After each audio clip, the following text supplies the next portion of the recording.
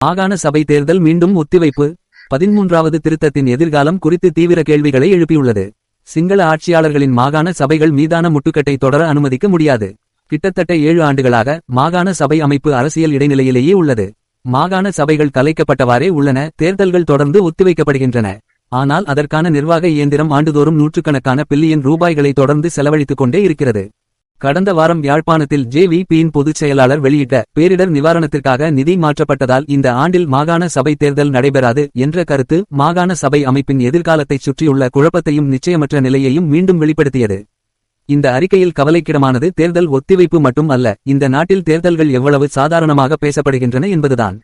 ஜனநாயகத்தில் காலத்திற்கு ஏற்ற தேர்தல்கள் என்பது விருப்பத் தேர்வு அல்ல. ஒரு தசாப்தத்திற்கும் மேலாக மாகாண சபை தேர்தல்களை தள்ளிப் போடுவது ஜனநாயக தோல்வியாகும். கடைசியாக மாகாண சபை தேர்தல் 2014ஆம் ஆண்டு நடைபெற்றது. இன்று ஒரு முழு இளைஞர் தலைமுறை ஒருபோதும் மாகாண சபை பிரதிநிதிக்காக வாக்களிக்காத நிலையிலேயே வயது வந்தவர்களாகிவிட்டனர். ஆனால் தேர்தல்கள் நடத்தப்பட வேண்டியது அவசியம் என்றாலும் நாடு இன்னொரு அசௌகரியமான உண்மையையும் எதிர்கொள்ள வேண்டும். நோக்கத்தை உண்மையில் நிறைவேற்றியதா என்ற பெரிய விவாதத்தை இனியும் தவிர்க்க முடியாது. மாகாண சபை அமைப்பு 1987ஆம் ஆண்டின் இந்தியா இலங்கை ஒப்பந்தத்தின் விளைவாக உருவானது. பின்னர் அது அரசியலமைப்பின் 13வது திருத்தத்தின் மூலம் உறுதிப்படுத்தப்பட்டது. இது இன முரண்பாடுகளுக்கான தீர்வாகவும் கொழும்பிலிருந்து அதிகார பகிர்வை ஏற்படுத்தும் முறையாகவும் முன்வைக்கப்பட்டது. ஆனால் 40 ஆண்டுகள் கடந்த பின்னரும் அதன் பலன்கள் சந்தேகத்திற்குரியவையாகவே உள்ளன. அதிகார பகிர்வின் முக்கிய வாக்குறுதி என்னவெனில், குறிப்பாக வடக்கு மற்றும் கிழக்கில் உள்ள சிறுபான்மை மக்களுக்கு உள்ளூர் ஆட்சியில் அர்த்தமுள்ள கட்டுப்பாடு கிடைக்கும் என்பதுதான். ஆனால் அந்த வாக்குறுதி ஒருபோதும் முழுமையாக நிறைவேறவில்லை.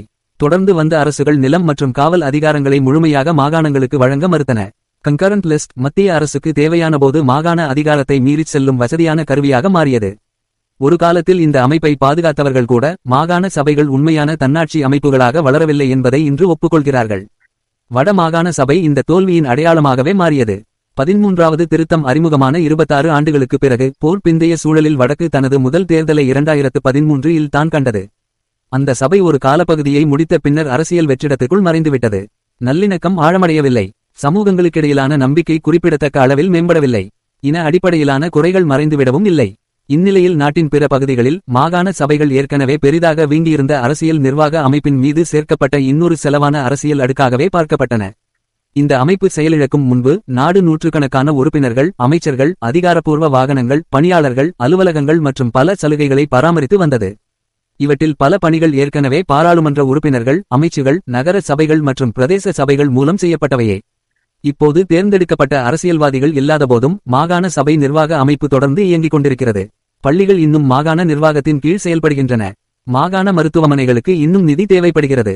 அரசு ஊழியர்கள் சம்பளம் பெறுகின்றனர். சாலைகள் பராமரிக்கப்பட வேண்டும்.